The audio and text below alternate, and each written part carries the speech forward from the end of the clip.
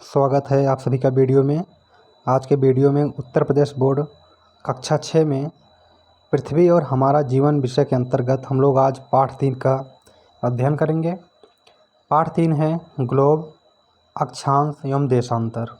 तो इस पाठ में हम ग्लोब के बारे में जानेंगे, अक्षांश क्या होता है, देशांतर क्या होता है, अंतर्राष्ट्रीय तिथिरेखा, इन सब के बारे में जानेंगे। तो चलिए पहला पैराग्राफ देखते हैं। हम जानते हैं कि पृथ्वी लगभग गोलाकार की है। यह ध्रुवों पर थोड़ी चपटी, मध्य में थोड़ी उभरी हुई है। पृथ्वी का वास्तविक आकार भूभाग कहलाता है। भूभाग का अर्थ है पृथ्वी के समान आकार। क्या आपने कभी सोचा है कि हमारी पृथ्वी कैसे दिखती होगी? तो हम जानते हैं कि पृथ्वी का आकार लगभग गोल है, पूरी तरह गोल नहीं है। यह ध्रुवों पर थोड़ी चपटी और भूमध्य रेखा पर या मध्य में उभरी हुई है। इसका मतलब यह है कि पृथ्वी का आकार पूरी तरह गोल नहीं है। ऊपर देखिए, ये भाग जो है मध्य का भाग है। उभरे हुए का मतलब है कि मध्य में थोड़ा चौड़ा है, फैला हुआ है। उत्तरी ध्रुव मतलब ये, दक्षिणी ध्रुव मतलब ये पॉइंट। तो ध्रुवों पर मतलब चाहे उत्तरी ध्रुव हो चाहे दक्षिणी ध्रुव हो, ये ध्रुवों पर चपटा है, ठीक है। मतलब पृथ्वी थोड़ी पिचकी हुई है, तो इसलिए इसका आकार पूरी तरह गोल नहीं हो पाता है। यहाँ बताया गया है कि पृथ्वी का आकार वास्तविक रूप से भूभाग की तरह है या पृथ्व्याकार है। मैंने एक नाम बताया था पिछले पाठ में कि पृथ्वी का आकार कैसा है, पृथ्व्याकार है। पृथ्व्याकार उसे इसलिए कहा गया या भूभाग इसे इसलिए कहा गया, जैसे मान लीजिए एक गोल कोई वस्तु है, जैसे रोटी है। अगर किसी से पूछा जाए यह रोटी कैसे दिखती है, तो लोग कहेंगे कुछ लोग कहेंगे वृत्ताकार, कुछ लोग कहेंगे गोलाकार। तो मतलब वह वृत्त और गोले से मैच होती है, तो लोग उसकी तुलना कर दिए। लेकिन यहाँ पे जो पृथ्वी का आकार है वह अपना एक विशेष आकार है। मतलब पृथ्वी की तरह दिखने वाली उसकी तुलना करने के लिए कोई ऐसी वस्तु नहीं है जिससे हम उसकी तुलना कर सकें। इसलिए पृथ्वी के आकार को विशेष आकार माना गया और उसको बता दिया गया कि पृथ्वी का अपना एक खुद का आकार है, इसलिए उसे पृथ्व्याकार या भूभाग कह दिया गया, जिसका अर्थ है पृथ्वी के समान आकार। तो क्या आपने कभी सोचा है कि हमारी पृथ्वी कैसे दिखती होगी? जैसे अभी तो हम आपने ये पढ़ा कि इस तरह से है, बताया गया, लेकिन कभी आपने कल्पना किया है कि क्या सच में पृथ्वी ऐसे दिखती होगी या कैसे दिखती होगी? अब कल्पना करने की बात क्यों आ गई? क्योंकि हम पृथ्वी को तो देख नहीं सकते, क्योंकि पृथ्वी इतनी बड़ी भी है और पृथ्वी पर हम खुद हैं। हम पृथ्वी को तब देख पाएंगे इतनी बड़ी होने के नाते जब हम किसी दूसरे ग्रह पे जाएं या कहीं दूर जाकर देखें जहां हमें पृथ्वी छोटी दिखाई दे। छोटी कब दिखाई देगी? जब हम पृथ्वी से बहुत दूर जाएंगे। तो वहाँ से जब हम पृथ्वी छोटी दिखाई देगी तब हम देख पाएंगे कि वास्तविक रूप में पृथ्वी का आकार है क्या। तो इसी की कल्पना को जानने के लिए, इसी पृथ्वी के आकार को बताने के लिए बच्चों को ग्लोब की कल्पना की गई। ग्लोब क्या होता है, आइए देखते हैं।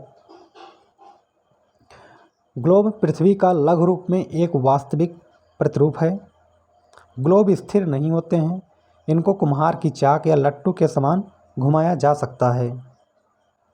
हमारी पृथ्वी भी इसी प्रकार अपने अक्ष पर घूमती है। ग्लोब पर महाद्वीपों, महासागरों और देशों को उनके सही आकार के अनुसार दिखाया जाता है। तो देखिए जो चित्र है ये ग्लोब का चित्र है, ठीक। और यहाँ पे ये जो इस तरह से दिख रहा है, ये स्टैंड है और इस स्टैंड में ये जो गोल नुमा आकृति है जिसे ग्लोब कहा जाता है, इस स्टैंड में उसको फंसाया गया है। और ऊपर नीचे जो है इसमें पिन लगाया गया है, जैसे देख लेते हैं। यहाँ पे देखिए एक यहाँ पे है, एक यहाँ पे है, पिन इसमें चुभो दिया गया है। और एक ग्लोब जो है ये अपने इस अक्ष पर फ्री है। फ्री है मतलब यह कुम्हार के चाक की तरह अथवा लट्टू की तरह, जैसे लट्टू अपने स्थान पर घूमता है, एक ग्लोब भी घूम सकता है। और इसको इस तरह से इसलिए बनाया गया ताकि जिससे घूम सके, क्योंकि पृथ्वी भी हमारी इसी तरह अपने अक्ष पर घूमती है। हम पृथ्वी की कल्पना अच्छे से कर सकें, इसलिए यहाँ पे ग्लोब को भी फ्री बनाया गया ताकि ये अपने अक्ष पर घूम सके। तो चलिए देख लेते हैं इसका अक्ष क्या है। देखिए, जो ये दो बिंदु हैं जहाँ से पिन लगी है, इसको आप मिला देंगे, यही पृथ्वी का अक्ष है। और जो बीचों बीच रेखाएं हैं पूर्व से पश्चिम की तरफ, ठीक है, ये पूर्व है और क्या है ये पश्चिम है। तो जब इस रेखा को हम मिला दिए तो इसको कहते हैं पृथ्वी का कक्षीय तल। तो इस रेखा के आसपास जो उसमें गोलाई बनेगी, क्योंकि पृथ्वी थोड़ा गोलाकार की तरह है, जो गोलाई बनेगी तो उसको कहते हैं पृथ्वी का कक्षीय तल। अगर हम पृथ्वी के कक्षीय तल पर एक लंब खींचें इस तरह से, ठीक है, ये क्या है, लंब रेखा है जो मैंने अभी खींची। इस लंब रेखा से अगर इसके अक्ष का कोण जाने, अक्ष मतलब जो हमने खींचा था ये रेखा और ये के बीच का जो कोण होता है वो 23.5 डिग्री होता है। इसलिए कहा जाता है पृथ्वी अपने अक्ष पर 23.5 डिग्री झुकी हुई है। तो 23.5 डिग्री यही है जो अपने स्थान पर पृथ्वी झुकी हुई है। मतलब पृथ्वी अगर झुकी ना होती तो ये जो बिंदु यहाँ पर है, ये बिंदु जो दिख रहा है यहाँ पे ना होकर के पृथ्वी के एकदम यहाँ पे होता जस्ट ऊपर और जस्ट नीचे, तब माना जाता है पृथ्वी झुकी नहीं है। लेकिन बिंदु वास्तविक रूप से कहाँ है, देखिए एक बिंदु यहाँ पे है, एक बिंदु यहाँ पे है, मतलब उत्तरी ध्रुव ये है, दक्षिण ध्रुव ये है। कहीं कहीं इसको सीधा बनाया गया रहता है केवल समझने के लिए,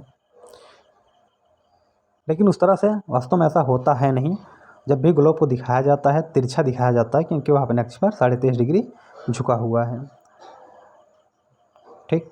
और पृथ्वी अपने धुरी पर अक्ष पर घूमती है कुम्हार के चाक की तरह, उसको मैंने बताया ये भी। चलिए आगे देख लेते हैं कि पृथ्वी ग्लोब पर स्थानों का निर्धारण। जब हम पृथ्वी पर किसी स्थान का निर्धारण आसपास के प्रसिद्ध स्थान, पर्वत, नदी, समुद्र आदि के सापेक्ष करते हैं तो उस स्थान की स्थिति को सापेक्षिक स्थिति कहते हैं। जैसे श्रीलंका भारत के दक्षिण में स्थित है, यहाँ श्रीलंका की भौगोलिक स्थिति भारत के सापेक्ष बताई गई है। सपोज दैट, अब यहाँ हम समझ लेते हैं कि सापेक्ष स्थिति किसे कहते हैं। जैसे मान लीजिए आप 3 दोस्त हो, घूमने जा रहे हो, ठीक है। चलिए मान लेते हैं आपका नाम ए है, आपके 2 दोस्त हैं जिनका नाम बी है और एक का नाम सी है, ठीक है। अब मान लीजिए कोई सी से कहता है, किससे, सी से कहता है कि ए का घर किस तरफ है। तो मैंने जिस क्रम में नाम लिखा है समझ लीजिए उसी क्रम में इन लोगों का घर भी है। तो कोई सी से पूछता है कि ए का घर किस तरफ है, तो सी कहेगा, मान लीजिए सी का घर यहीं था जहाँ मैंने ना उसका नाम लिखा है, सी कहेगा कि ए का घर हमारे दाहिनी तरफ है, ठीक। और जब बी से पूछा गया कि ए का घर कहाँ है, तो बी कहेगा ए का घर हमारे घर के बाईं तरफ है। देखिए व्यक्ति एक ही है, लेकिन जब सी से पूछा जा रहा है तो दाईं तरफ कह रहा है, जब बी से पूछा जा रहा है तो बाईं तरफ कह रहा है। अब ऐसा क्यों कह रहा है, क्योंकि हम यहाँ पे सी को एक बार सापेक्षता के लिए ले रहे हैं, एक बार बी को ले रहे हैं। जैसे जैसे सापेक्षता का बिंदु बदलेगा वैसे वैसे किसी स्थान का भी बिंदु, किसी स्थान की स्थिति और दिशा भी बदलेगी। अब जैसे श्रीलंका जो है भारत के दक्षिण में है, अगर मान लीजिए श्रीलंका के दक्षिण में कोई देश है, अगर उससे पूछा जाए कि श्रीलंका किस दिशा में है तो वो कहेगा भैया श्रीलंका हमारे पूर्व दिशा में है। जैसे यहाँ पे समझ लेते हैं, मान लीजिए ये भारत है, ठीक, इसके दक्षिण में ये श्रीलंका है। अब इसके नीचे कोई और देश हुआ, थोड़ा सा इसको स्पष्ट बनाते हैं। ये मान लीजिए इंडिया है, ये श्रीलंका है इसके पीछे, और इसके नीचे क्या है, मान लीजिए कोई देश ए है, ठीक, इसका नाम नहीं पता, कोई देश ए है। अब जब कहा जाएगा कि श्रीलंका इंडिया के सापेक्ष कैसा है, तो कहेंगे इंडिया के सापेक्ष श्रीलंका जो है दक्षिण में है। और जब कहा जाएगा कि ए के सापेक्ष कैसा है तो लोग कहेंगे ए के सापेक्ष श्रीलंका पूर्व दिशा में है। अब देखिए, अगर आप लोगों को दिशाओं का निर्धारण ना आता हो तो एक बार मैं यहाँ बता देता हूँ दिशाएं कैसी होती हैं मैप में, नक्शे में, मानचित्र में। तो देखिए, तो किसी भी मानचित्र में जो ऊपर की तरफ होता है ये उत्तर होता है, जो दाहिनी तरफ होता है वो पूर्व होता है, जो बाईं तरफ होता है वो पश्चिम होता है, और जो नीचे की तरफ होता है उसको दक्षिण कहते हैं। ठीक है, आप लोग इसको लर्न कर लीजिए।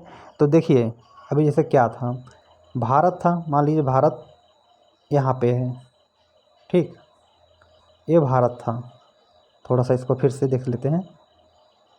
ये मान लीजिए भारत था, ये श्रीलंका। तो श्रीलंका क्या है, भारत के देखिए दक्षिण में है। लेकिन अब श्रीलंका के नीचे कोई देश है तो उससे पूछा जाए तो कहेगा श्रीलंका हमारे पूर्व की दिशा में, क्योंकि सॉरी उत्तर दिशा में, क्योंकि ऊपर की ओर क्या होता है, उत्तर होता है। तो स्थान बदला, समय बदला, सापेक्षता बदली तो किसी भी बिंदु की दिशा बदल सकती है। ठीक, कहने का मतलब यही है। अब लेकिन ग्लोब पर कैसे इसका निर्धारण होता है इसको देखते हैं। जब हम पृथ्वी पर किसी स्थान का निर्धारण बिना किसी प्रसिद्ध स्थान, पर्वत, नदी, समुद्र आदि के करते हैं तो उसे उस स्थान की वास्तविक स्थिति कहते हैं। पृथ्वी पर किसी स्थान की वास्तविक स्थिति का निर्धारण एक काल्पनिक रेखा जाल द्वारा किया जाता है। इन काल्पनिक रेखाओं को अक्षांश और देशांतर रेखाएं कहते हैं। अब देखिए, मैंने मान लीजिए मुझे श्रीलंका को ये ना बताना पड़े कि वो भारत के दक्षिण में पड़ेगा या फला के पूर्व में पड़ेगा या फला के उत्तर में पड़ेगा। अगर ये ना बताना पड़े तो उसका निर्धारण हम कैसे करेंगे। तो बताया गया है कि उसका निर्धारण जो है ग्लोब पर विभिन्न रेखाओं द्वारा किया जाता है। इन रेखाओं को रेखा जाल या ग्रिड कहा जाता है। ये दो रेखाएं हैं, इनकी कल्पना ग्लोब पर की गई है या पृथ्वी पर की गई है। पृथ्वी पर कल्पना करके ग्लोब पर खींचा गया है, लेकिन ये वास्तव में रेखाएं पृथ्वी पर खींची नहीं है। नहीं तो भी कोई पूछ ले चलो हमको दिखाओ पृथ्वी पर रेखा कहाँ खींची है, तो पृथ्वी पर रेखा खींची नहीं है। जो वैज्ञानिक हैं ग्लोब पर केवल इसकी कल्पना किए हैं, इस तरह से रेखाएं हैं। तो इन रेखाओं को कहा जाता है अक्षांश और देशांतर। यही अक्षांश और देशांतर रेखाओं के सहारे हम जो है किसी स्थान का निरपेक्ष रूप से, मतलब बिना किसी वस्तु के स्थान के बताए कि यह स्थान इस स्थान के पूर्व दिशा में है, इस स्थान के पश्चिम दिशा में, बिना ये बताए हम बता सकते हैं या आप लोग वहाँ पे पहुँच सकते हैं कि एग्जैक्ट स्थान है क्या। तो उस कैसे पहुँचेंगे, अक्षांश और देशांतर के सहारे। तो चलिए अक्षांश और देशांतर जान लेते हैं आखिर ये है क्या। तो अभी जो मैंने रेखा जाल की चर्चा की थी, फिगर में देख लीजिए, कुछ रेखाएं इस तरह से देखिए दिख रही हैं, कुछ रेखाएं इस तरह से दिख रही हैं। यही क्या है, रेखा जाल है। अक्षांश देख लेते हैं। चलिए, हम जानते हैं पृथ्वी अपने काल्पनिक अक्ष पर घूमती है। उसका अक्ष कैसा है, मैंने बताया था, ग्लोब में दिखाया था। अगर ये ग्लोब है, एक मिनट, ठीक, ये ग्लोब है, ये इसका अक्ष था। ठीक, सॉरी, यहाँ पे ये इसका अक्ष था। तो इसी अक्ष में समझिए ये होल है यहाँ पे, मतलब यहाँ पे छिद्र है। अब इसको आप इस तरह से लट्टू की तरह इसको आप घुमा सकते हैं। आप यहाँ पे थोड़ा कल्पना कीजिए लट्टू कैसे घूमता होगा, तो उस तरह से आप इसको घुमा सकते हैं। ठीक है, ये घूमने लगेगा। तो इसी तरह पृथ्वी भी अपने अक्ष पर घूमती है, और यह अक्ष पृथ्वी के उत्तरी ध्रुव एवं दक्षिणी ध्रुव से होकर गुजरता है। मैंने बताया था कि जो दो बिंदु होते हैं, उत्तरी ध्रुव और दक्षिणी ध्रुव होते हैं, जहाँ पे पिन चुभोया गया रहता है। ठीक है, आगे चित्र 3.3, अभी थोड़ा आगे हम देखेंगे 3.3 क्या है, कि पृथ्वी लगभग गोलाकार की है, अतः इस पर ऐसा कोई किनारा नहीं है जहाँ से किसी स्थान की दूरी मापी जा सके। देखिए, पृथ्वी पर ऐसा कोई निश्चित बिंदु नहीं है जहाँ से हम हर स्थान की दूरी माप सके कि आप यहाँ से यहाँ चले जाइए, यहाँ से यहाँ चले जाइए, इतना दूरी पर है। लेकिन पृथ्वी गोल है, तो उसका बिंदु कहाँ पे लिया गया है, कैसे लिया गया है, तो ये दो बिंदु आगे बताता है कि पृथ्वी पर उत्तरी ध्रुव एवं दक्षिणी ध्रुव के रूप में दो ऐसे बिंदु हैं जहाँ से किसी स्थान की वास्तविक स्थिति का पता लगाया जा सकता है। मतलब अगर बता दिया जाए कि आप उत्तरी ध्रुव से इतना किलोमीटर इधर चले जाइए, ये स्थान मिल जाएगा, तो आप जानेंगे उत्तरी ध्रुव कहाँ है। एक, क्योंकि उत्तरी ध्रुव एक निश्चित बिंदु है और दक्षिणी ध्रुव भी एक निश्चित बिंदु है। इसके अलावा पृथ्वी पर ऐसा कुछ भी नहीं है जिसको एक बिंदु के रूप में दर्शाया जा सके। तो इसीलिए स्थिति का निर्धारण करने के लिए, स्थान की स्थिति का पता लगाने के लिए उत्तरी ध्रुव और दक्षिणी ध्रुव को रेफरेंस पॉइंट बताया गया। आगे देखते हैं, विषुवत रेखा या भूमध्य रेखा एक अन्य काल्पनिक रेखा है जो दोनों ध्रुवों से बराबर दूरी पर है। यह पृथ्वी को मध्य से चारों ओर घेरे हुए है। यह रेखा पृथ्वी को दो बराबर भागों में बांटती है। भूमध्य रेखा के उत्तर का भाग उत्तरी गोलार्ध कहलाता है। इसी प्रकार भूमध्य रेखा के दक्षिण का भाग दक्षिणी गोलार्ध कहलाता है। अभी आप सोचिए, पृथ्वी को एक गेंद की तरह, पृथ्वी एक बॉल की तरह है। बॉल के जस्ट बीच में कल्पना करिए, बीच में एक बिंदु से हम पेंसिल से उसके चारों तरफ रेखाएं खींच दें।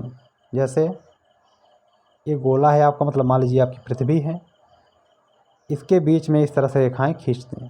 देखिए पृथ्वी गोला क्या है, को 3 डायमेंशन चित्र है। ये कागज़ पर पूरी तरह गोला नहीं दिखेगा, यहाँ वृत्त ही दिखेगा। तो लेकिन इस तरह से आप रेखाएं जब चारों तरफ खींच देंगे ऐसे ले जा करके, तो इस पर अच्छा नहीं दिख रहा है, तो वहाँ पे आप खींच करके ये प्रैक्टिकल कर सकते हैं। जब आप बीचों बीच इस तरह से एक रेखा खींच देंगे, इसको कहा जाता है भूमध्य रेखा या विषुवत रेखा। यह पृथ्वी के बीचों बीच से खींची गई है या ग्लोब के बीचों बीच से खींची गई है। और यह रेखा क्या करती है कि पृथ्वी को दो बराबर भागों में बांट देती है।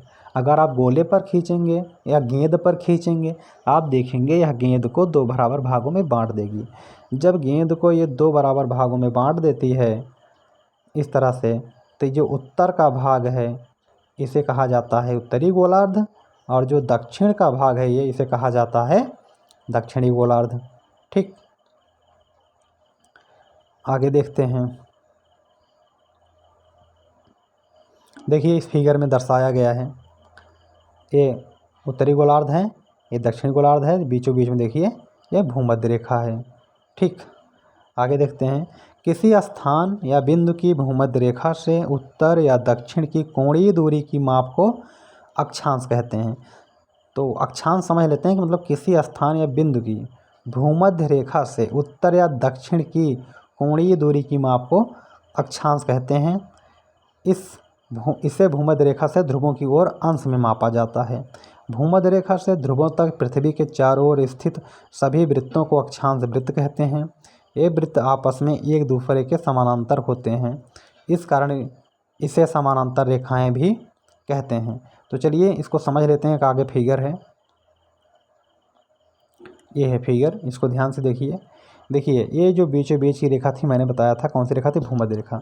अब भूमध्य रेखा से पृथ्वी के परिधि पर जितना कहीं भी आप बिंदु को रखिए, जैसे ये पृथ्वी है, इसको जो किनारे किनारे का भाग इसको पृथ्वी का परिधि कहेंगे, बीचों बीच का जो भाग है इसको कहेंगे भूमध्य रेखा। भूमध्य रेखा का केंद्र जो है मतलब सेंटर बीचों बीच होगा। इस सेंटर से आप कोई भी पॉइंट लोकेट कर दीजिए कहीं भी। जैसे मान लीजिए मैंने इधर एक पॉइंट लोकेट कर दिया, जस्ट इसी के बराबर मैंने इधर एक पॉइंट लोकेट कर दिया। ठीक है, मैंने इस सेंटर से इस बिंदु को मिला दिया और इधर जो है इस सेंटर से इस बिंदु को मिला दिया। अगर मान लीजिए ये 15 डिग्री पर मैंने मिलाया, कितना, एक कोण जो है 15 डिग्री का है, और इधर कोण बना कितना, 15 डिग्री का। तो इस 15 डिग्री वाले बिंदु को, इधर 15 डिग्री वाले बिंदु को, ये 15 डिग्री पूर्वी है, ये जो है 15 डिग्री पश्चिमी है। इन दोनों को हम क्या किए, मिला दिए। क्या किए, मिला दिए। जिसे देखिए इस तरह से मिलाया गया है। इसमें देखिए यहाँ इधर 15 डिग्री को मिलाया गया, इधर 30 डिग्री को मिलाया गया। तो ये जो रेखाएं मिलाई जा रही हैं इसको ही अक्षांश रेखा कहा जाता है। ठीक, तो इस तरह से अक्षांश रेखाओं का निर्माण होता है। और जो रेखाएं ये मिलाई जा रही हैं, देखिए आपस में क्या है, सब एक दूसरे से समान दूरी पर हैं। तो इनको क्या कहा ये क्या होती हैं, आपस में समांतर होती हैं। ठीक है, और इनसे जो वृत्त का निर्माण होता है, जैसे मैंने बताया ना, गेंद पर आप एक बीचों बीच रेखा खींचिए चारों तरफ, उसके जस्ट ऊपर आप चले आइए, फिर कुछ दूरी पर एक रेखा खींचिए बीचों बीच। तो इस तरह से जो गोला गोला करके वृत्त का निर्माण हो रहा है इसे कहा जाता है अक्षांशी वृत्त। तो इस अक्षांशीय वृत्त को अगर समझना है तो इस एक फिगर को और देखते हैं। यहाँ पे देखिए, यहाँ पे थोड़ा सा फिगर 3D टाइप का बनाया गया है, जैसे हमारी बॉल होती है। तो इस तरह देखिए जो ये वृत्त का निर्माण हुआ है इतना, इस तरह से इतना जो वृत्त का निर्माण हुआ, इतना वृत्त का निर्माण हुआ, ये सब क्या है? इसको ही अक्षांशीय वृत्त कहा जाता है।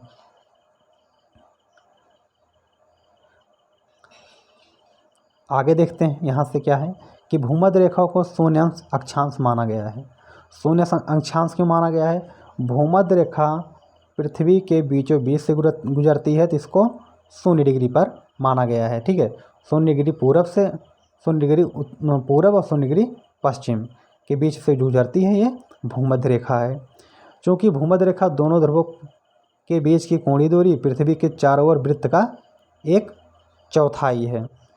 तो भूमध्य रेखा से दोनों तरफ ध्रुवों की, ध्रुव कहाँ होते हैं? यहाँ होते हैं, यहाँ होते हैं। दोनों तरफ ध्रुवों की बीच की कोणीय दूरी, क्या? कोणीय दूरी यही है।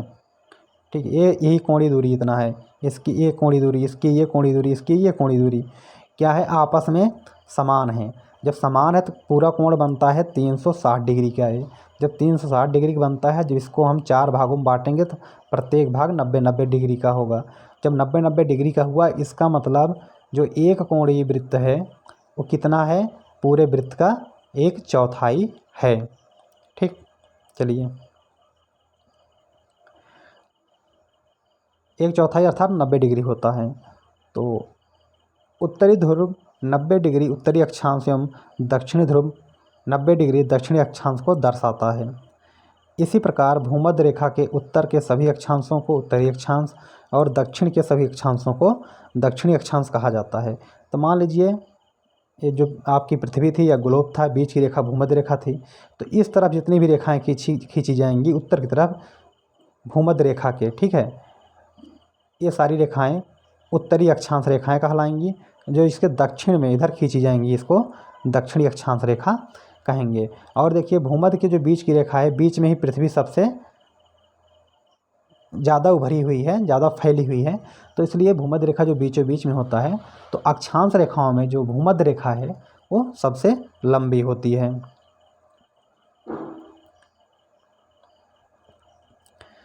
इसमें आगे कहा है जैसे जैसे हम भूमध्य रेखा के उत्तर या दक्षिण जाते हैं, अक्षांश रेखाओं की लंबाई घटती जाती है। भूमध्य रेखा शून्य अक्षांश सबसे लंबी अक्षांश रेखा है। बिल्कुल सही। जैसे मान लीजिए ये था आपका ग्लोब, ये बीचों बीच की रेखा थी। अब देखिए जैसे जैसे ऊपर जा रहे हैं, देखिए वृत्त सकरा होता जा रहा है।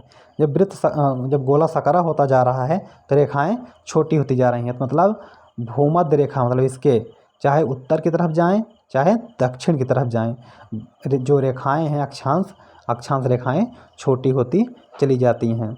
और सबसे बड़ी जो रेखा है वो भूमध्य रेखा है और उसकी लंबाई है 40,076 किलोमीटर।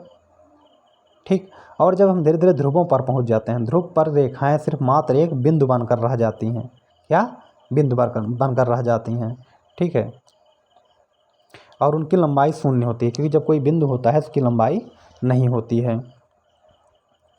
चलिए आगे देखते हैं कुछ महत्वपूर्ण अक्षांश रेखाएं। देखिए पृथ्वी पर मैंने बताया, ग्लोब पर क्या हुआ कि कोण की कल्पना की गई है। जैसे 0 डिग्री पर बताया गया, इसको क्या कहते हैं? इसको कहते हैं भूमध्य रेखा। इसी तरह अगर इसके सेंटर से 23.5 डिग्री पर रेखाएं मिलाई जाएं, मान लीजिए 23.5 डिग्री, ये 23.5 डिग्री, इसको मिला दिया जाए, जो ये 23.5 डिग्री पर है इसको कहा जाएगा कर्क रेखा। ठीक है, ये हो गया। मैंने बताया था भूमध्य रेखा के इधर भी कोण जितने जो होंगे, नीचे भी कोण उतने होंगे। मतलब उत्तरी ध्रुव में दक्षिण ध्रुव में कोण जो हैं वो समान होंगे। तो अगर उत्तरी ध्रुव में 23.5 डिग्री जाएंगे तो कर्क रेखा कहलाएगी, और जब यही दक्षिणी अक्षांश में आ जाएंगी इसमें 23.5 डिग्री रेखा पर, तो ये क्या हो जाएगी? ये मकर रेखा हो जाएगी। ठीक है, यहाँ पे देखिए लिखा गया है। अगला है 66.5 डिग्री उत्तरी अक्षांश को आर्कटिक वृत्त रेखा कहते हैं।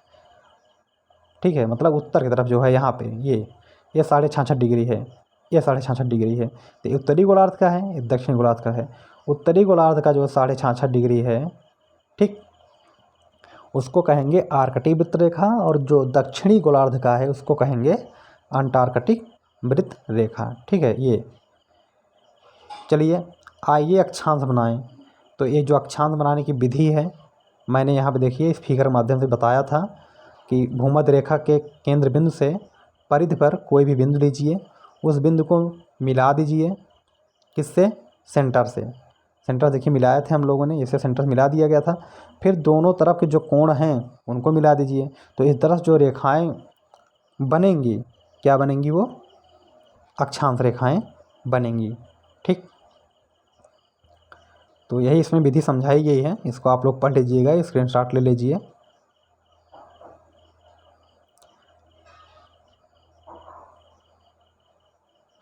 आइए इसे भी जानें कि यदि एक एक अंश के अंतराल पर अक्षांश रेखाएं खींची जाएं तो मानचित्र पर इनकी कुल संख्या 181 होगी। 90 रेखाएं उत्तरी गोलार्ध में, 90 रेखाएं दक्षिणी गोलार्ध में। ठीक, तो देखिए मैंने बताया था कि जो इससे ग्लोब है यहाँ बीच में 0 डिग्री है, और जब यहाँ ध्रुव तक आएंगे ये 90 डिग्री होता है। इसी तरह जब दक्षिण में आप आएंगे ध्रुव तक ये भी 90 डिग्री होता है। अब देखिए हर डिग्री पर अगर एक रेखा खींची जाए तो 90 डिग्री है तो 90 रेखाएं इधर, 90 डिग्री इधर है तो 90 रेखाएं इधर, तो 90 90 हो गया 180। बीच में है 0 डिग्री की एक रेखा, इसको आप जोड़ लीजिए, हो गया 181। एग्जाम में पूछा जाता है कि कितनी अक्षांश रेखाएं हैं, तो आपका आंसर होगा 181। अब आगे बढ़ते हैं, देशांतर किसे कहते हैं। पृथ्वी पर किसी स्थान या बिंदु की स्थिति का पता लगाने के लिए उस स्थान के अक्षांश के अलावा कुछ अन्य जानकारी भी आवश्यक हैं। जैसे उत्तर प्रदेश में गाजियाबाद और पीलीभीत शहर लगभग एक ही अक्षांश पर स्थित हैं। उनकी सही स्थिति जानने के लिए यह पता करना होगा कि ये स्थान ध्रुवों को मिलाने वाली किसी मानक रेखा के पूर्व या पश्चिम कितनी दूरी पर हैं। इन मानक रेखाओं को देशांतर रेखाएं कहते हैं। इनके बीच की दूरी को अंश में मापते हैं। यदि ये रेखाएं दोनों ध्रुवों को मिलाती हुई अर्धवृत्ताकार होती हैं, इनके बीच की दूरी भूमध्य रेखा से ध्रुवों की ओर जाने पर क्रमशः कम हो जाती है।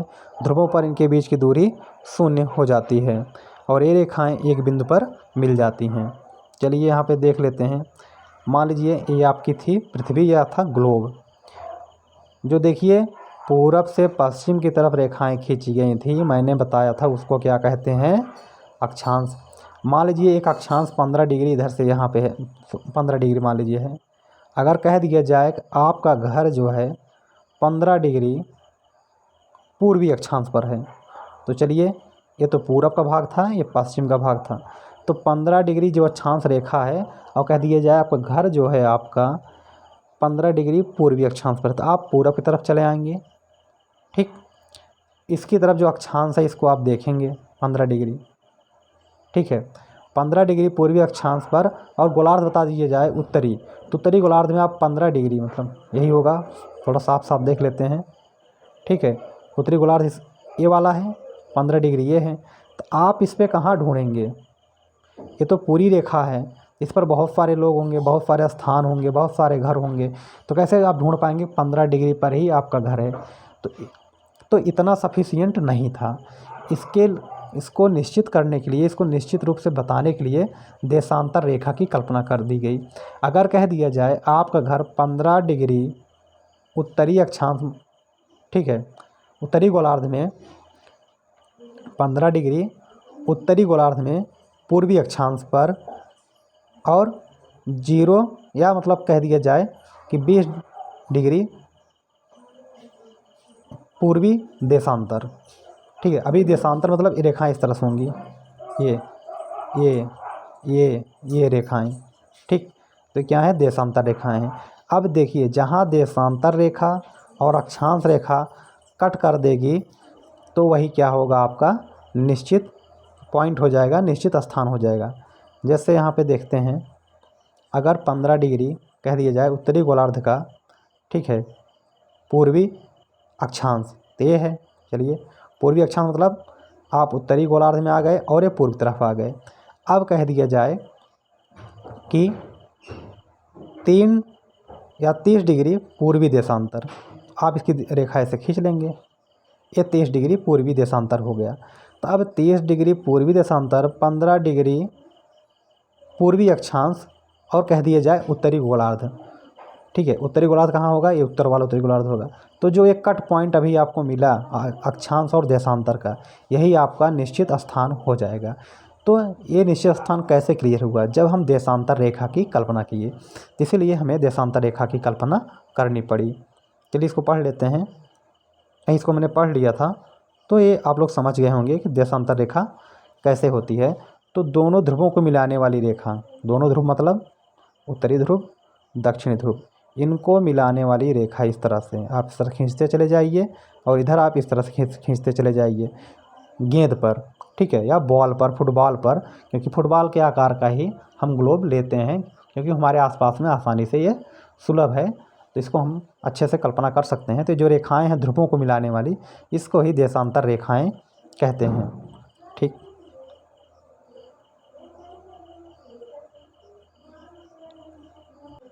चलिए थोड़ा और जान लेते हैं कि किसी बिंदु के चारों ओर अधिकतम 360 डिग्री का कोण बन सकता है। यदि 1 डिग्री के अंतराल पर देशांतर रेखाओं को खींचा जाए तो ग्लोब पर कुल 360 देशांतर रेखाएं होंगी। देखिए जो ग्लोब है आपका, ये पूरा कितना होता है? 360 डिग्री होता है। ठीक है, तो अगर 360 डिग्री है, तो अगर हर डिग्री पे एक रेखा खींची जाए, जैसे एक रेखा 1 डिग्री, 2 डिग्री, 3 डिग्री, 4 डिग्री, और ऐसे ऐसे इधर कितना आएगा? 180 इधर, फिर इधर ऐसे खींचा जाए, ठीक है, तो 180 इधर, ठीक, तो क्या होंगी कि ये पूरा जो है 360 देशांतर रेखाएं होंगी। अक्षांश वृत्तों के विपरीत सभी देशांतर रेखाओं की लंबाई समान होती है। अभी आप एक गेंद लीजिए, बॉल लीजिए, बॉल के 2 ध्रुव की कल्पना कीजिए, उन ध्रुवों को आप मिलाइए और उसकी लंबाई मापिए। वो लंबाई जो है सब लंबाई बराबर होंगी। अक्षांश की तरह नहीं है। अक्षांश क्या है? जैसे जैसे आप बीच से मतलब भूमध्य रेखा से ध्रुवों की ओर जाएंगे, चाहे उत्तरी ध्रुव की ओर जाएं चाहे दक्षिण ध्रुव की जाएं, अक्षांश रेखाओं की लंबाई कम होती जाएगी। लेकिन देशांतर रेखाओं के साथ ऐसा नहीं है। देशांतर रेखाएं पूरे वृत्त पर या पूरे गेंद पर या पूरे ग्लोब पर जो खींची गई हैं वो पूरी तरह बराबर हैं। अक्षांश अतः देशांतर रेखाओं की गणना में कठिनाई थी, इसलिए सभी देशों ने सर्वसम्मत से निर्णय लिया कि लंदन के निकट ग्रीनविच नामक स्थान पर स्थित ग्रीनविच वेधशाला से गुजरने वाली देशांतर रेखा 0 डिग्री देशांतर या प्रधान यामोत्तर रेखा होगी। इसे ग्रीनविच रेखा भी कहते हैं।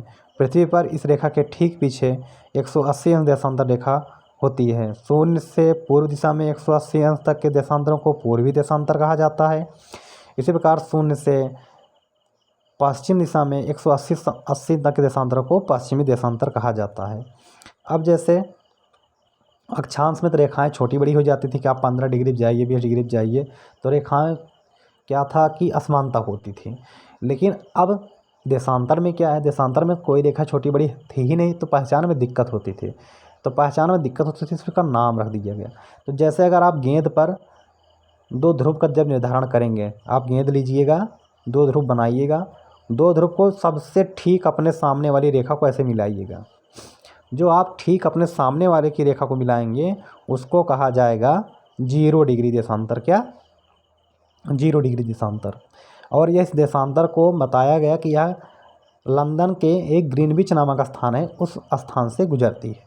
ठीक, जो आपके सामने होगा वो 0 डिग्री होगा। अब ठीक उसके पीछे आप एक देशांतर खींचिएगा जो दोनों ध्रुवों को, दोनों पॉइंट को मिलाए। गेंद पर जो आपने बिंदु लिया है, जो आपने अभी अपने सामने खींचा रेखा, ठीक उसके पीछे खींचिएगा।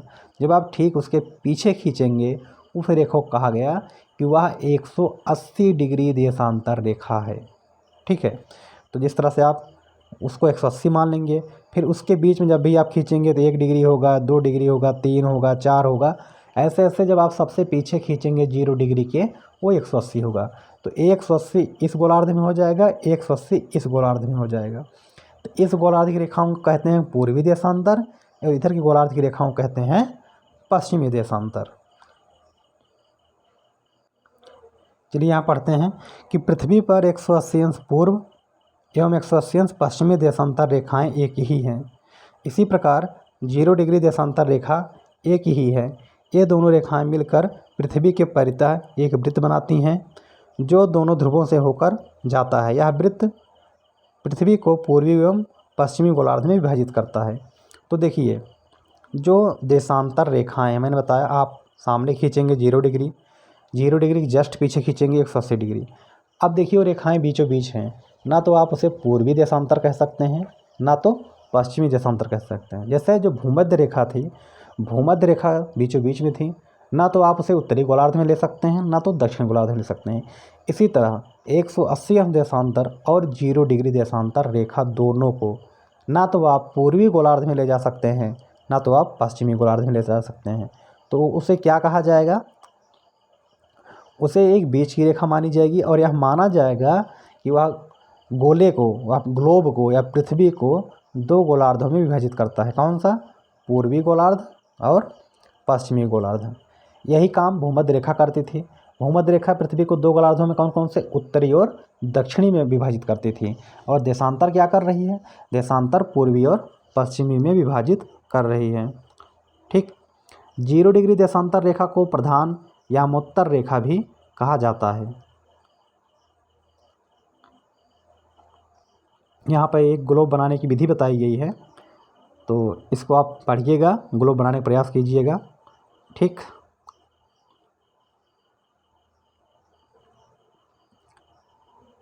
ये वीडियो रोक करके आप स्क्रीनशॉट ले लीजिएगा।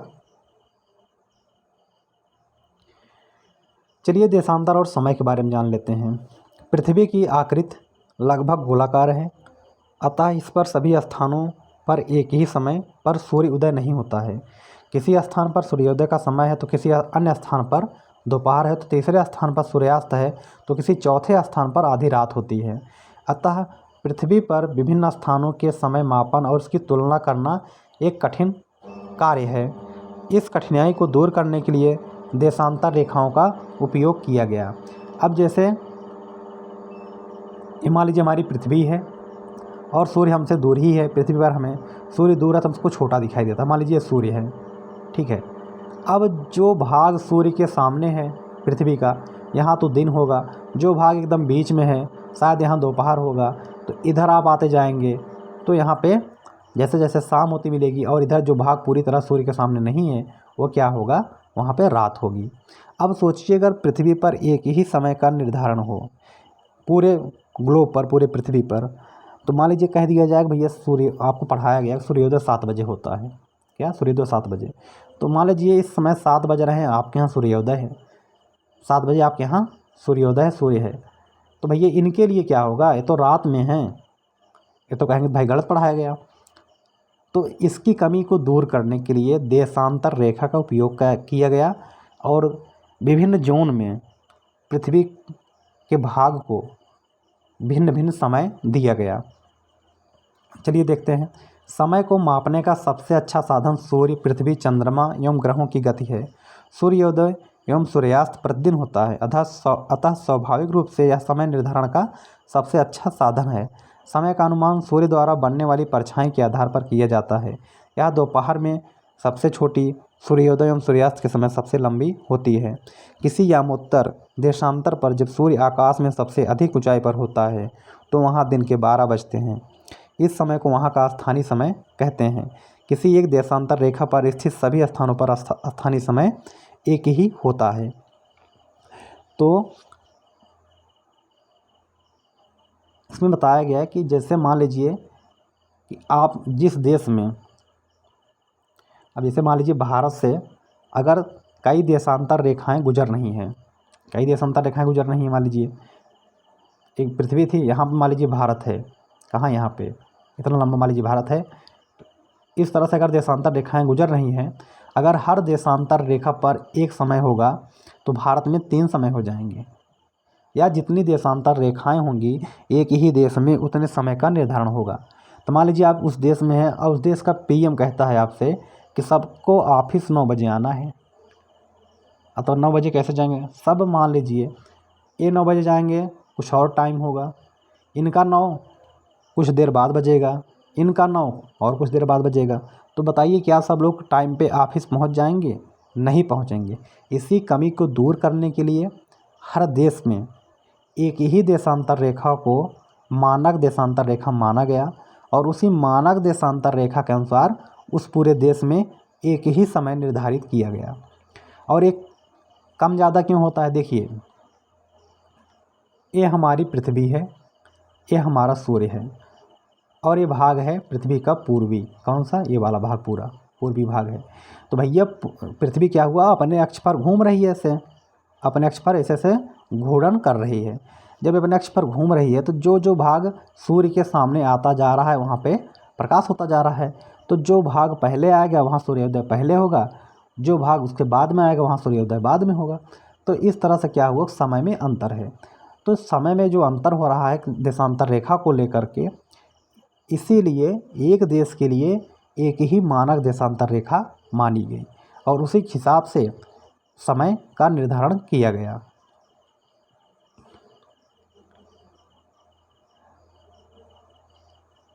और जो समय का निर्धारण किया गया उसे ही स्थानीय समय कहा गया और उसको जो है अपने ही देशांतर के लिए एक जो है मानक देशांतर रेखा माना गया।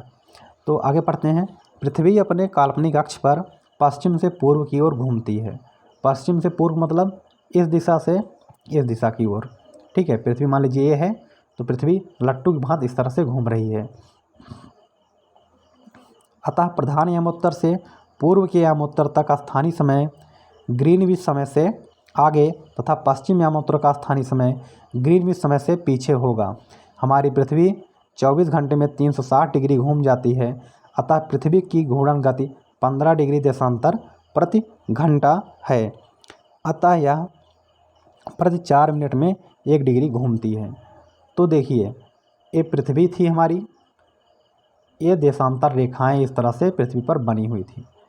तो जैसे मान लीजिए सूर्य यहाँ पे है और इसकी पहली किरण यहाँ पे पड़ी, कुछ देर बाद यहाँ पे पहुँचेगा, तो भैया पहले देशांतर से दूसरे देशांतर जाने में कितना समय लगेगा। तो इसमें बताया गया है कि एक देशांतर से दूसरे देशांतर तक जाने में 4 मिनट का समय लगता है, ठीक है। तो अगर मतलब कह दिया जाए कि अगर यहाँ सूर्योदय 7 बजे हो रहा है तो यहाँ सूर्योदय कब होगा, यहाँ सूर्योदय होगा 7:04 पर, और जब तक ये देशांतर सामने पहुँचेगा तो इस देशांतर पर सूर्योदय होगा 7:08 पर। तो इस तरह से जितने देशांतर जाएंगे आप 4 मिनट उसमें जोड़ते चले जाएंगे। और एक चीज़,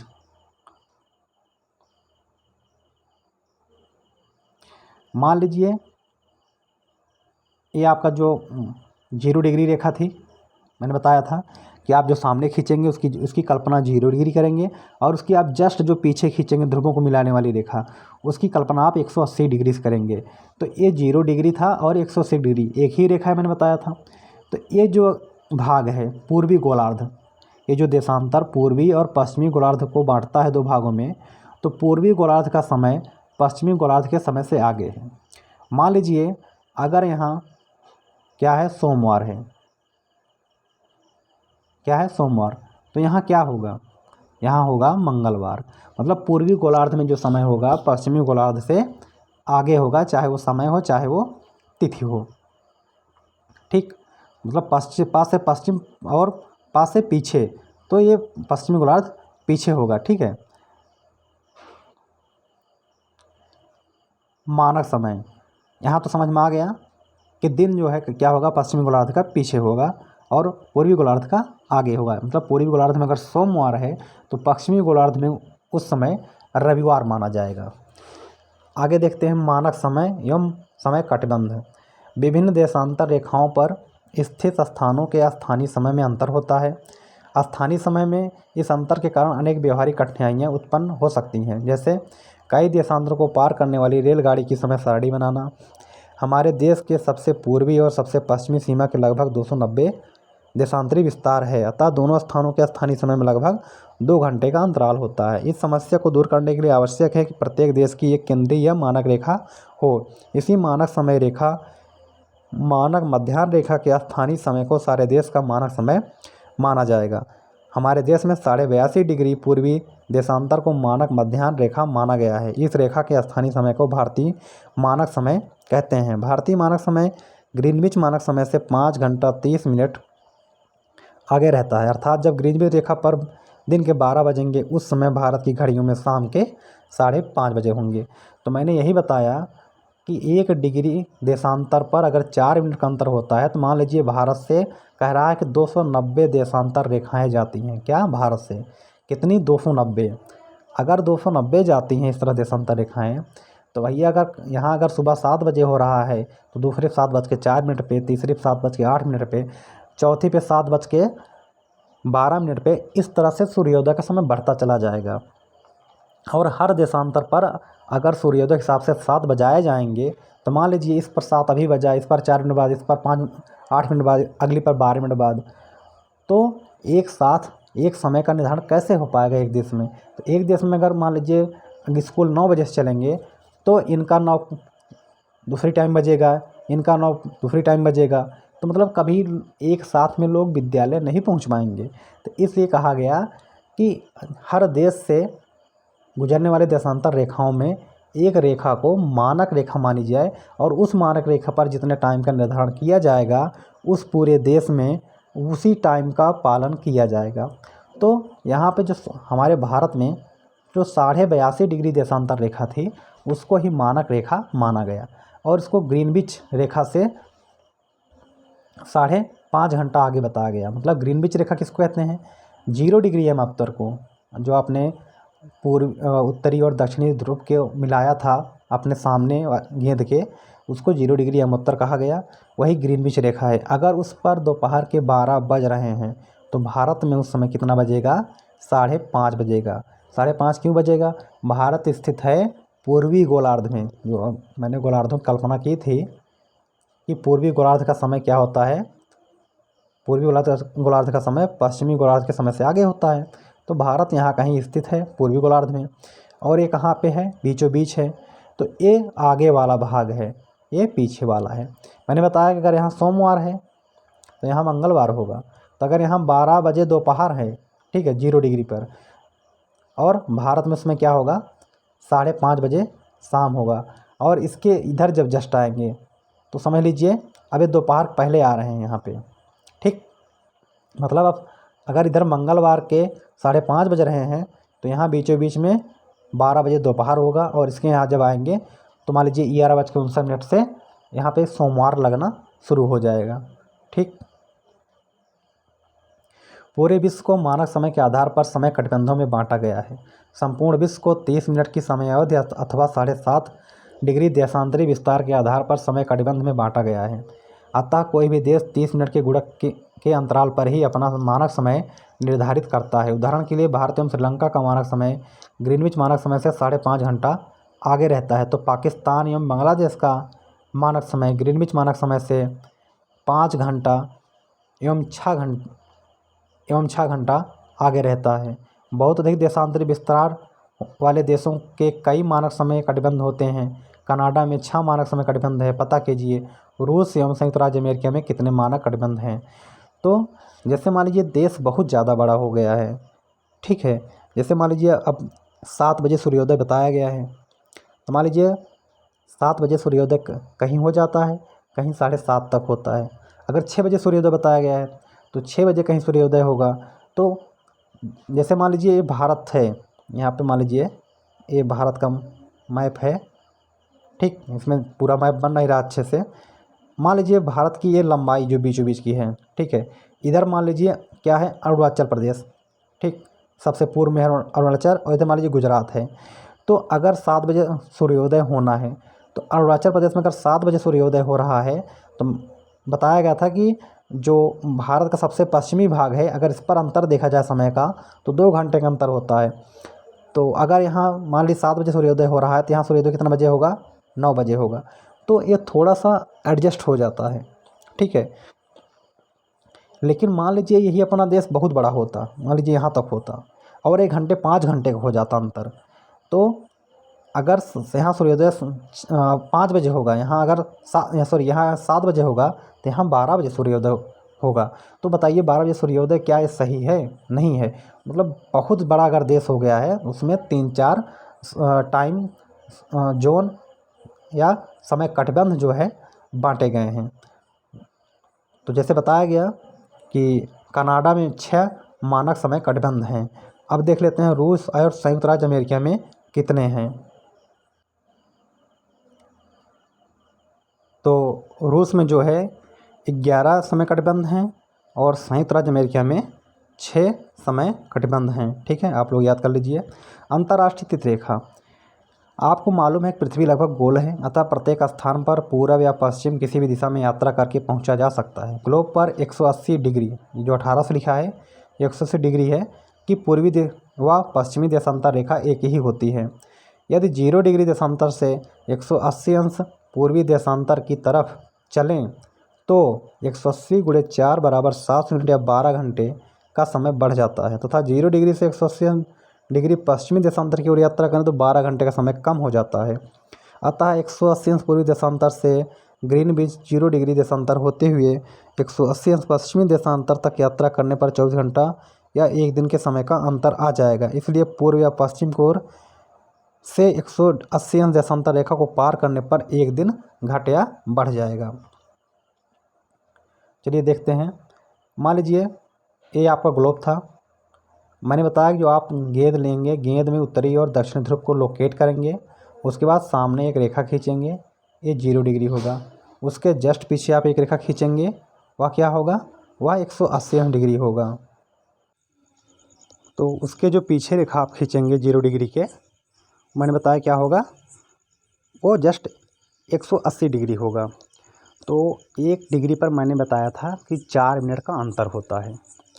1 डिग्री पर जब 4 मिनट का अंतर होता है तो 180 डिग्री पर कितने मिनट का अंतर होगा, 180 × 4 = 720 मिनट। 720 मिनट का मतलब है 12 घंटे का। कहने का मतलब है कि अगर 0 डिग्री पर 12 बजे रात है, क्या, अगर 0 डिग्री पर 12 बजे रात के हैं तो जो 180 अंश देशांतर रेखा है उस समय दिन के 12 बजे होंगे। ये तो 12 घंटे का अंतर होता है। पूर्वी देशांतर तरफ आप जाएंगे तो जैसे ये मान लीजिए अगर आप यहाँ, ये 0 डिग्री है, अगर यहाँ पे 12 बजे दोपहर है, ठीक है, और आप पूरब की तरफ बढ़ते हुए आप फिर चले गए 180 देशांतर तक। 180 पर 12 बजे दोपहर होगा, ठीक है, और ये समय आगे का होगा। और जब आप इसके पीछे आएंगे तो इसके पीछे जब आएंगे तो आप जैसे 12 बजे रात थी यहाँ पे, इसके जस्ट पीछे आएंगे तो 11 बजे रात होगा, फिर 10 बजे रात होगा, फिर से पीछे चले आएंगे, फिर 6 बजे शाम हो जाएगी, फिर 4 बजे, फिर 3 बजे, 2 बजे, इस तरह से आप पीछे होते चले आएंगे। और इस इधर का जो टाइम जोन है, अगर ये रविवार में काउंट किया जा रहा है, क्या, रविवार में, और ये पीछे का जो आपका टाइम जोन है इसको आप कहा जाएगा शनिवार। ठीक है, मतलब पश्चिमी गोलार्ध एक दिन पीछे रहेगा किससे, पूर्वी गोलार्ध से। ठीक है, तो वही इसमें कह दिया जा रहा है कि अगर कोई पूर्व या पश्चिम की ओर से 180 अंश देशांतर को पार करे तो 1 दिन घट या बढ़ जाएगा। अब देख लेते हैं कब घटेगा कब बढ़ेगा। ठीक है,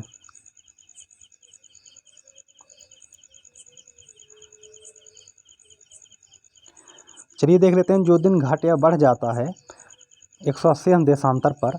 मान लीजिए ऐसा कोई देश है जो 180 अंश देशांतर को मानक देशांतर अपने देश का माना हुआ है, तो वहाँ क्या स्थिति होती होगी। तो देखिए, मान लीजिए यहाँ पर जो चित्र बनाया गया है यहाँ पे कम स्पष्ट है, उसको इस माध्यम समझ लेते हैं। मान लीजिए आपका कोई देश है, ठीक, और 101 देश 80 अंश देशांतर इसी से आ रहा है।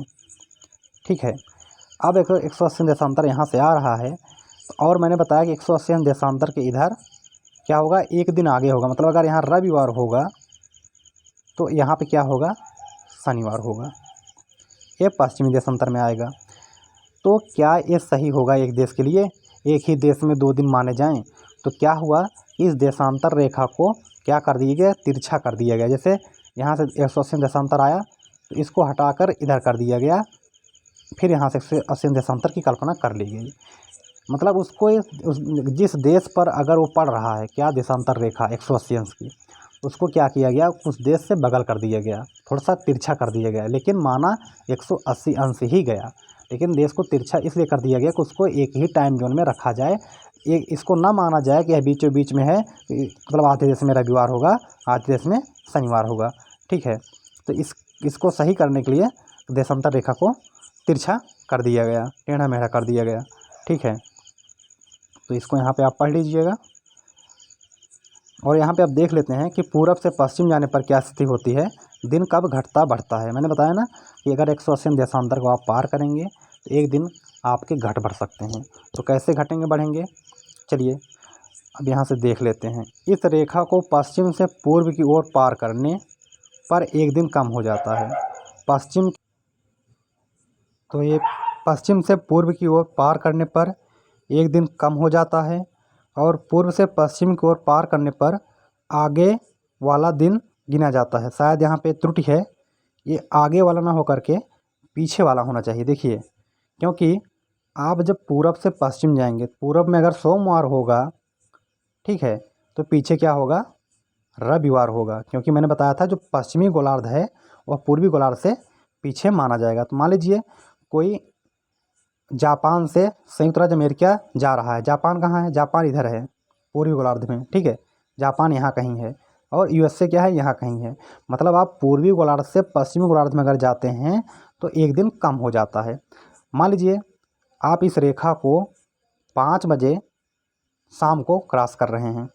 ठीक है, 5 बजे शाम को, तो इधर अगर सोमवार है, उधर मान लीजिए जाएगा कि आप रविवार को क्रॉस कर रहे हैं।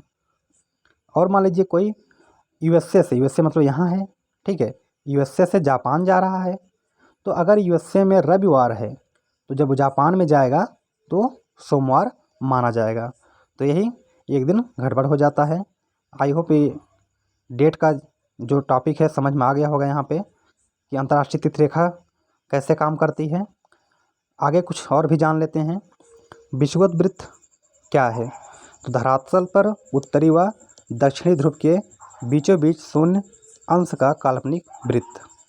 तो जो मान लीजिए आपकी गेंद की तरह आपका ग्लोब था, आप जो बीचों बीच में 0 डिग्री का रेखा खींचा चारों तरफ, वो जो वृत्त है वो विषुवत वृत्त है।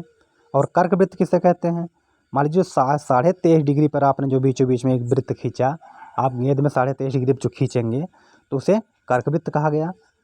ठीक है, और इसी 23.5 डिग्री का जब आपने दक्षिणी अक्षांश में वृत्त खींचा तो उसे मकर वृत्त कहा गया। ठीक है, और 66.5 डिग्री अक्षांश पर जो आपने वृत्त खींचा, कहाँ, उत्तरी गोलार्ध में, तो उसे आर्कटिक वृत्त कहा गया। और जो आपने दक्षिणी गोलार्ध में खींचा उसे क्या कहा गया, अंटार्कटिक वृत्त कहा गया। चलिए इसको एक ग्लोब में देख लेते हैं। ये देखिए सारे नाम लिखे हुए हैं। 0 डिग्री पर विषुवत वृत्त है, 23.5 अंश उत्तरी गोलार्ध में एक कर्क रेखा है, तो मतलब कर्क वृत्त कहा जाएगा। ये क्या है, कर्क वृत्त कहा जाएगा। और ये 23.5 डिग्री दक्षिणी गोलार्ध में है तो इसे मकर वृत्त कहा जाएगा, इसके सहारे जो बनता है। ठीक है, और ये देखिए जो शीत कटिबंध में ये खींचा गया है 66.5 डिग्री पर, इसे उत्तरी गोलार्ध में इसे आर्कटिक वृत्त कहा जाएगा।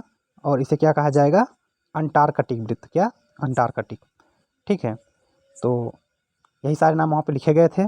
चलिए पाठ में वापस चलते हैं। चलिए इस तरह से पाठ आपका समाप्त होता है। अगले वीडियो में हम लोग क्वेश्चन आंसर देखेंगे। वीडियो अगर अच्छा लगता है तो वीडियो आपको सब्सक्राइब कर दीजिए। तब तक के लिए थैंक यू।